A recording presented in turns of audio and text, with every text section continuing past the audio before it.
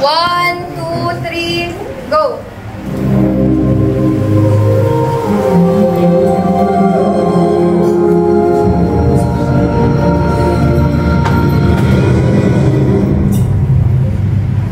Alam kong mali ang maghatol ng buhay ng iba. Ngunit dahil sa pananang ginawa nila sa akin.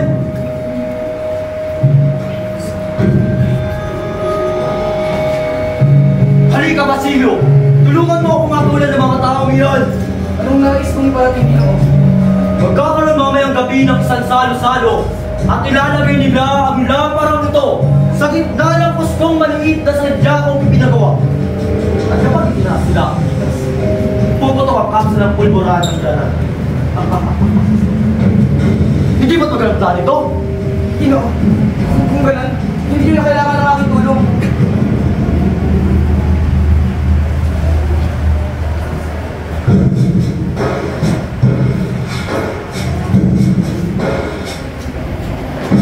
Ang lamparang ito ang magdadalok ng dugo, magpapalaya at mabiganti. Ngunit, sino gagawa? Walang iba kundi ako! Ako!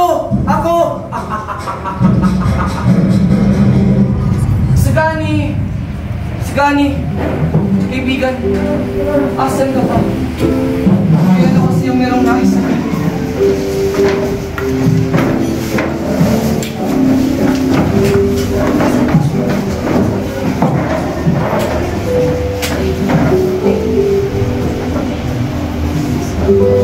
Si Juanito, si Paulita, kawawang isagan, pinagkait ang pag-ibig na dapat ay sa kanya. Mabuhay ang bagong kasal! Mabuhay!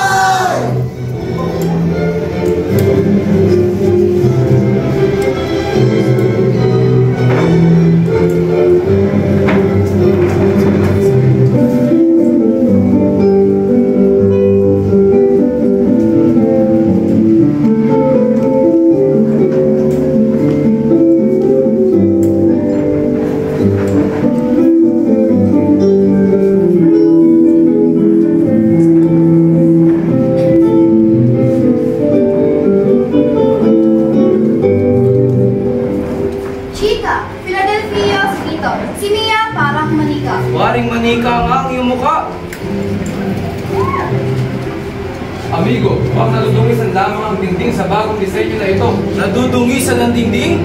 Pero yari yan sa Europa. Kaya ang pinakamahal na tagpuan ko sa Maynila. Nadudungisan ang dingding? Rinig kayo, paparating na ang general. Nagandya ka ba ng pagbati? Hindi na yan uso, Ama. Lalo na sa isang katulad na to.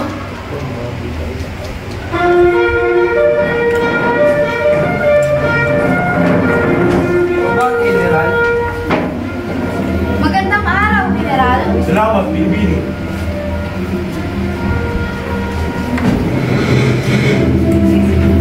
Hindi ba't sila ang dahilan kung bakit ka nandito ngayon? Basilio! Huwag ka magpapadaig sa nararamdaman mo! Tandaan mo na si Simon ang nagukay sa libingan ng iyong ina. Hindi ba't ang nais mo lang naman ay masaganang buhay?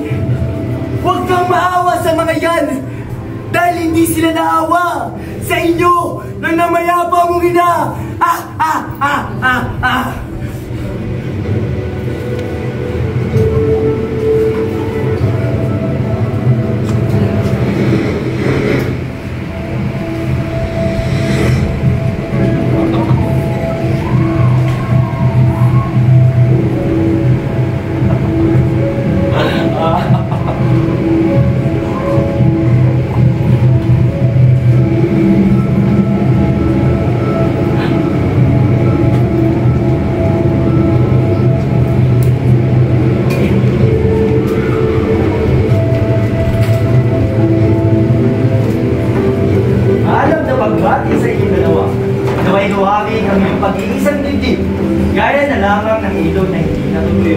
Taos-pusong pasasalamat sa napakagandang lamparang ito. Tapos kong pinakahalagaan ng mabuti ang loob. Naway suklen nito na isang masaganang biyaya sa'yo. Salamat sa pagtanggap ng aming kontinado. Mauuna na ako. Hanggang sa muli nating magkikita. Paalam sa inyo. Paalam.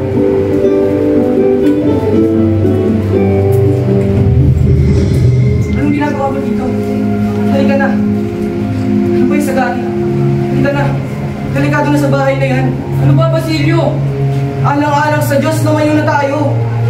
Bakit ako lalayo? Hindi na siya yung kinabukasan. Gusto mo ba mamatay? Hindi ko alam. Sagani, ano ba? Pakinggan mo ako. Tagal mo siya ng oras. Delikado na sa bahay na yan. Sasabog. Dahil sa isang kapangasan, isang pagsisiyasat, Sagani, mamamatay lang sa guho yan. Sa guho? Oo, sa guho. Oo, Sagani. Alang-alang sa Diyos. Halika na kasi. Saka na akong papaliwanag. Isang tao, hindi ko sasawi ang umatol sa kanila. Kita mo yung puting ilaw na yan. Lamparang pinaragahan ng dinamita yan. Sisilitkain ng binaul ng pulbura. Sasabog at walang makakaligtas. Ni isang daga. Ni Sagani, lumayo na tayo. Hindi! Gusto ko man na siya masila kahit sa ulit pagkakataon.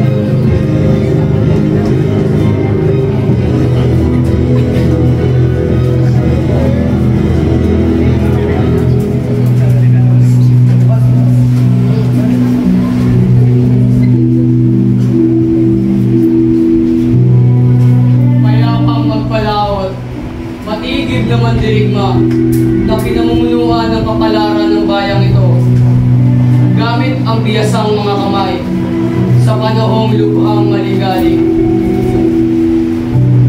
Magiging walang kupas sa tanda ng kanyang karilagan, kalmanong dugo at katapatan sa bayang ito, ang ganoong maalindog na relika. Ginoo, ito po ang utos mula sa General at ipinagpili na pamulaanan ang kahit anong kumakalat na komento at bersyon.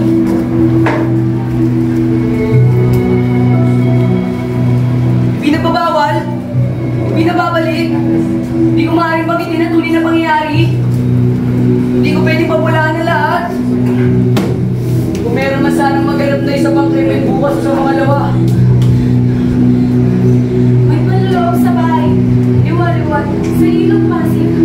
2,000 piso ang nirakaw. Isang babae ang sugatan. 2 alipin ang tinupot. Lubos na kasi pinagtanggol ng kura ang kanyang sarili.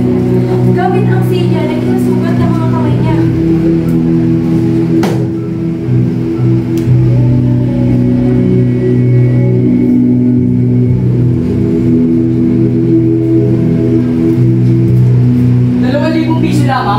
Hindi ito sapat.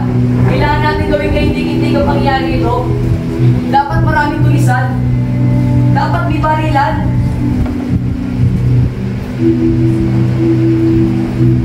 Apat ako sa tulisan ng matake. May revolver, itak, iskopeta, at granada. Ang mga pari ay sugatan at walang awa. 10,000 piso ninakaw. Muli kong ipapamalas ang aking talino. Sino pa ba ang makakagawa ng kahanga-hangang paglalahad ng katotohanan? Kundi ako.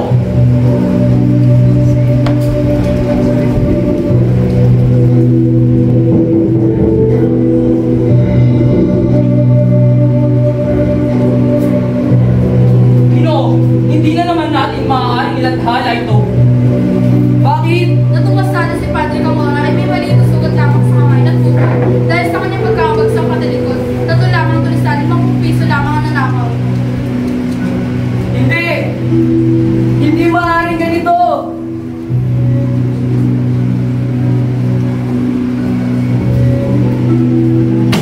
No puerto, sir. Hindi nyo alam ang inyong mga sinasabi.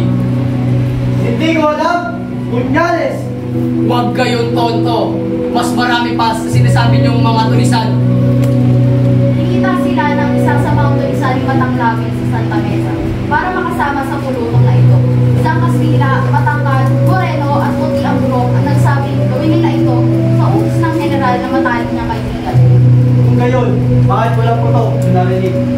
Matatawarin lamang daw ang mga tulisan kung ibibigay sa kanila ang ikatlong bahagi ng yaman. Ngunit lang dumating ang hinihintay nilang hulyat, walang putok. Bakit nawawala si Simon? Ang mga tulisan, ang kanilang paglalarawan. Ano ang ibig mong sabihin? Sinasabing kakabig niya si Simon.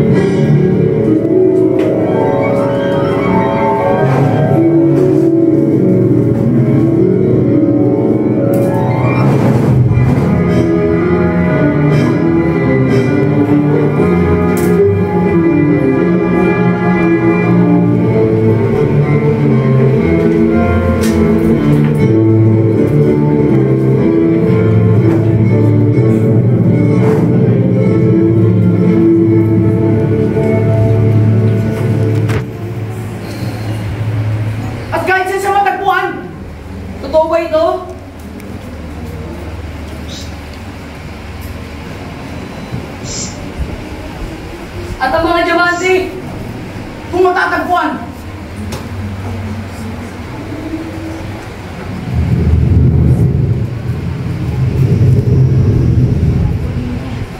Ang hiwaga. Sa kabila ng mga pag-iingan, kumalat pa rin ang balita tungkol sa mga pangyayari sa gabi ng huli. Sa bahay ni Kapitana Lole at Kapitan Coricoy Correnda sa Santa Cruz, naging sentro ng usapan ang natuklasan ni Chico, ang payat ng ladero, na maraming sako ng pulbura ang nakatago sa ilalim ng tubol na ginamit sa tubig.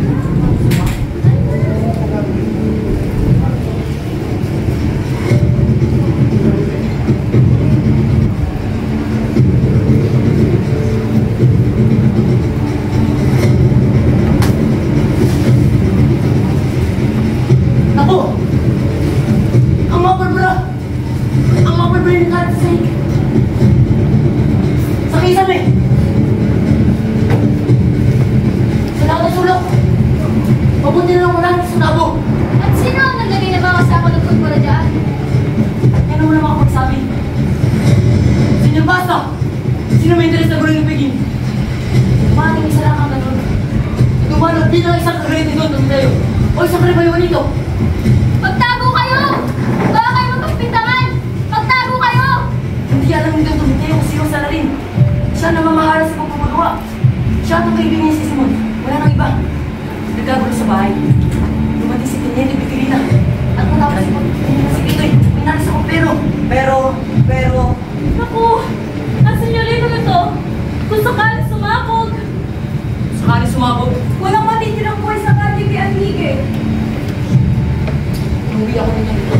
Nag-iisip, kahit isang tsupa lang, isang sigarilyo ang nahulog o may sumabog na lampara. Isang galing ito'y, wala na tayong general. Hindi asobispo, hindi anuman. Kawani man lang, patay ang pumunta sa piging kagabi. Belen Santissima, ang senyor na ito. Sus Mario Joseph, nandoon lahat na may utang sa atin. At may isa kaming bahay na malapit doon.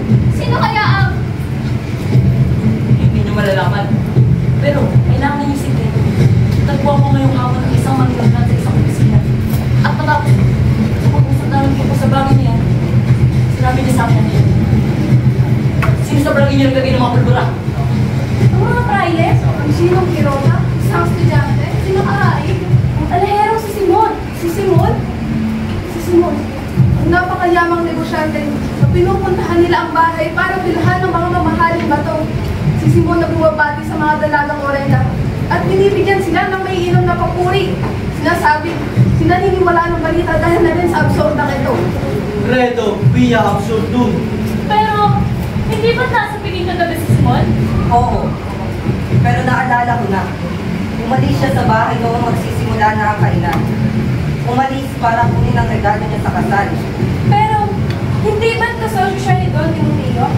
Di ba't kaibigan siya nun?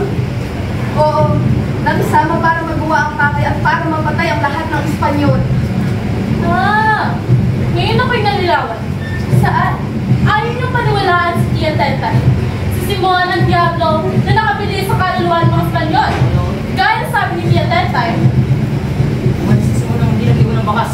Hinapit siya ng gwardya sa pili. Oo, hanapin ang demonyo. Marami ng dalinawan ngayon. Ang malaking kayamanan ni Simon, ang may pangagyo ng bahay nito, ang may sobre. Naalala ni Pintay, isa sa mga dalalang 40, na nakakita na apoy sa bahay na kanahero. Isang hapon kasama ang ina. Naparoon sila para mamili ng bato. Kaya pala kagabi, Kagabi? habang kumakain kami, nagkaroon ng kaguluhan. Namatay ang ilaw sa kinakainan ng general. Sinasabing, ninakaw ng isang di kilala ang lamparang regalo ni Simon. Isang magnanakaw, isa sa mga mano negra, At hindi nahuli? lumundag sa ilog, walang nakakita sa kanya. May nagsasabing, Espanyol daw. Ang sabi ng iba, Chino. Ang iba, Indio. Naniniwalaan sa pamamagitan ng lamparang yun. Sayang, kaysa man ang ginawa ng magnanakaw, namatay na sana lahat.